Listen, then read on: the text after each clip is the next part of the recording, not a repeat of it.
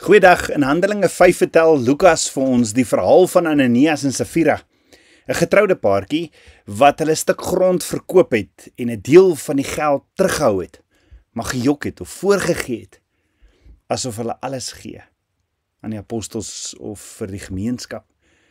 Petrus konfronteer toe vir Ananias oor sy leen teenoor die Heilige Gees en sê vir hom in Handelinge 5 vers 9, waarom het julle ooreengekom om die Gees van die Here te versoek?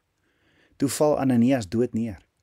En later konfronteer Petrus vir Safira ook, en sy val ook dood neer toe sy die leen volhou.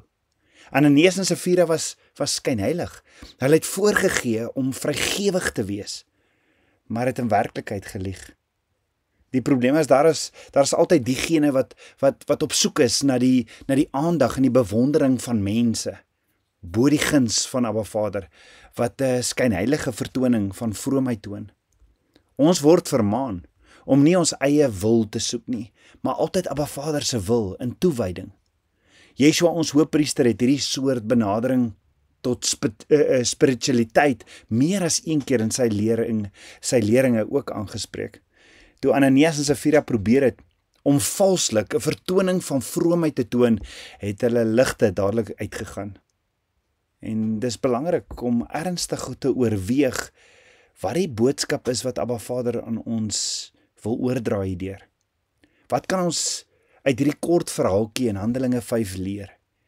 Eerstens moet ons weet dat grondverkoop in Israel daardie tyd min ooreenkomste gehad het met die verkoop van grond vandag in Suid-Afrika. Volgens die woord kon 'n Hebreër soos Ananias en Safira nie hulle grond heeltemal verkoop soos ons dit in Suid-Afrika doen nie. Grond in Israel was 'n Hebreëse familie se onvervreembare erfenis. Al wat 'n persoon kon verkoop was die grond se opbrengs en die reg op die grond daarvan vir 'n aantal jare, om nie die aantal jare wat oorbly voor die volgende jubilee na die transaksie te oorskry nie.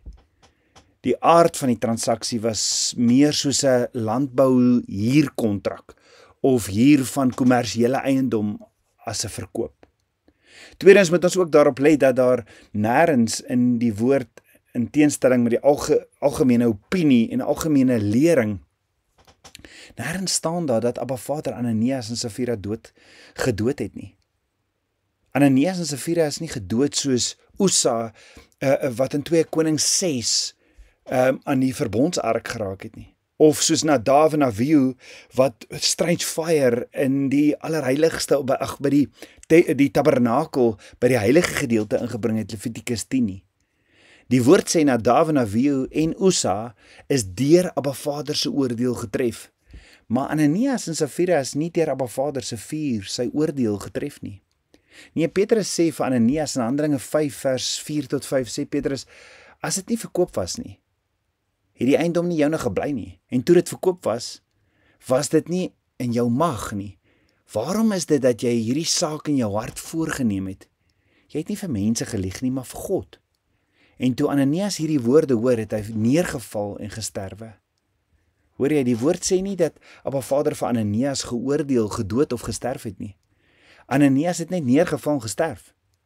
Iets het in sy liggaam gebeur toe hy as 'n leenaar en vir bedrog ontbloot is, voor diegene wat hy probeer beïndruk het. Miskien was dit 'n hartaanval, miskien was dit vrees, of iets wat dit veroorsaak het. Die skok was dalk net te groot.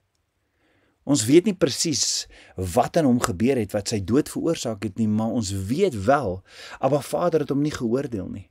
Hy het dood gegaan, en dis al. Dieselfde geld vir Safira sy vrou.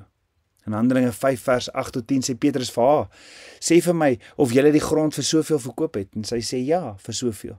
En Petrus sê vir haar, waarom het julle ooreengekom om die Gees van die Here te versoek? Kyk, die voete van die wat jou man begrawe het, is by die deur, en hulle sal jou uitdra. Toe val sy onmiddellik aan sy voete neer, en sy het gesterwe. Die woord sê nie Abba Vader het vir Safira met die dood geoordeel nie. Niemand het nie. Ons kan net vertel dat sy neergeval het soos haar man gedoen het en gesterf het. Miskien word ons nie vertel wat presies met Ananias en Safira gebeur het nie, want ons hoef eenvoudig nie te weet nie.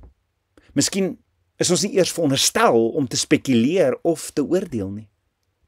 Hoor gou, miskien is die kwessie nie wat Ananias en Safira verkeerd gedoen het nie, maar oor wat die uitwerking van die gebeure en die tydsberekening van hulle dood op die mense gehad het, wat hulle geoorleef het.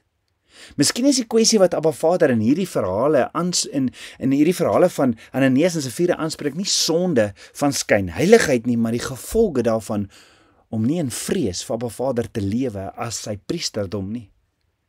Miskien gaan die storie oor jou en oor my as sy priesters, want hy roep ons as heilige priesterdom.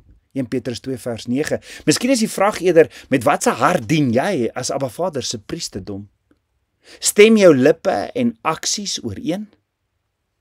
Is dit nie dalk hoekom hierdie gebeurtenis aangesluit word met Handelinge 5 vers 11 met die woorde, groot vrees het gekom oor die hele vergadering, oor almal wat hierdie dinge gehoor het.